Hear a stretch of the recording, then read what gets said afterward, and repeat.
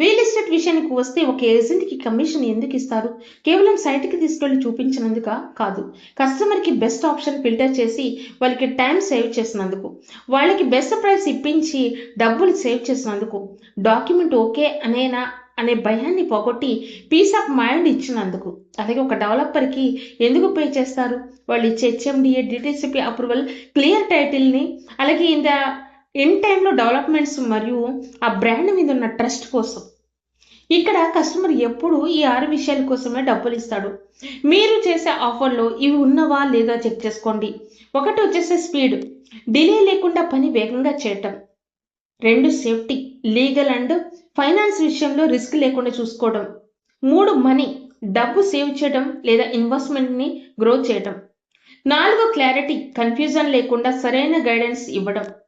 5 convenience, కస్టమర్కి ఎలాంటి ఒత్తిడి లేకుండా మీరే అన్ని హ్యాండిల్ చేయడం. 6 స్టేటస్, లైఫ్ స్టైల్ని అప్గ్రేడ్ చేయడం. ఇక్కడ 1 గంట కష్టపడి పనిచేసి ఎంత సంపాదిస్తాం, ఎంత కష్టపడుతున్నాం అన్నది కాదు, ఎలాంటి ప్రాబ్లమ్స్ని సాల్వ్ చేస్తున్నాం అన్నదే ఇంపార్టెంట్. మీ ఇన్కమ్ని డిసైడ్ చేసేది కూడా అదే. సో మీ బిజినెస్లో మీ వాల్యూ ఎంత పెంచుకోవాలి, మీ బిజినెస్లో ఉండాలి అంటే 3 స్టెప్స్ ముఖ్యంగా మీరు చూసుకోవాలి. స్టెప్ 1, కస్టమర్కి ఉన్న 5 భయాలు ఏంటో రాయాలి. ఫేక్ డాక్యుమెంట్స్, రీసేలు, ఇలా ఎక్సెట్రా.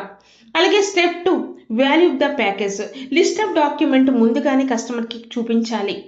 ఓకే. స్టెప్ 3, కస్టమర్లో మాట్లాడే విధానము మార్చుకోవాలి. నా దగ్గర ప్లాట్ ఉంది, కొంటారా అని అడగకండి. ఇక్కడ సార్ మీరు ప్రాపర్టీ తీసుకునే ముందు ఓ 5K డాక్యుమెంట్స్ వెరిఫై చేస్తాను, మీ డబ్బు సేఫ్గా ఉంటుంది అని చెప్పండి. చివరిగా ఒక మాట, మీరు మార్కెట్ని కన్విన్స్ చేయాల్సింది నేను ఎంత కష్టపడ్డానని కాదు, కస్టమర్కి ఎంత బెనిఫిట్స్ ఇచ్చామనేది ముఖ్యం. We get paid for a bringing value to the marketplace. Okay, తప్పకుండా గుర్తుపెట్టుకోండి. Thank you so much.